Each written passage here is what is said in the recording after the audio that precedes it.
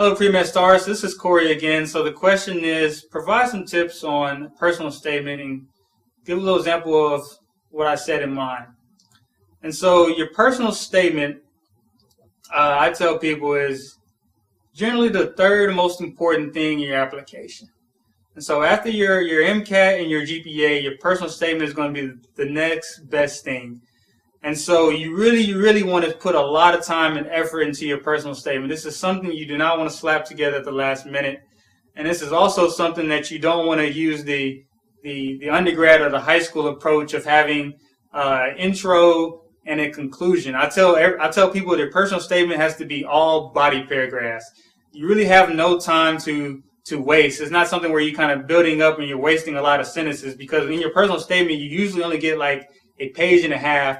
And so you want to make sure you hook them at the beginning and have nothing but great stuff, because that way they're going to get bored. They're reading thousands of personal statements. And so you want to make sure everything you have, every sentence, every word is important. It's going to add to your overall story that you're telling.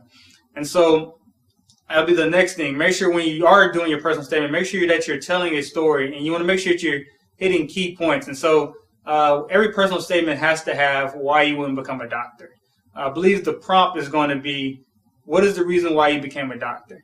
And so one thing you don't do is say, I always wanted to be a doctor ever since I was a little kid. That's just one biggest cliche. I'm sure you heard at this point not to do it, but I just had to repeat. Make sure you do not do that. But you want to make sure, what was the reason why you wanted to do medicine? What inspired you? And so you want to make sure you bring that and you really include what's the reason why you want to do medicine.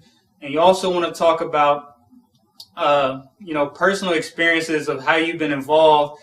And so as far as, let's say you had a shadowing experience where you worked with some doctors and there was a very key moment or experience that you had, make sure you put that in there and how you can tie that into medicine. You also want to talk about if you have any adversities. And I know so for me, it was my mother suffered from depression kind of pretty much my whole life, and just really kind of not understanding what was going on and why she couldn't do certain things.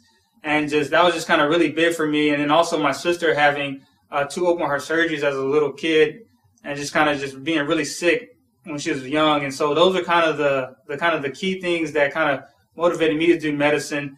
And so if you have any experiences like that or any adversity, let's say you did really bad in your classes at the beginning, but you're able to overcome. Or let's say you had you got sick, or say a loved one got sick and you was really down, or you just kind of got thrown off, but tell them how you overcame that. So whenever you're talking about adversities, don't just say your adversities, but there was no overcoming. You want to make sure you talk about your adversities, but you want to know what you did and how that was able to help you, or how you're able to learn from that experience. And so they want to see those kind of different things within your personal statement.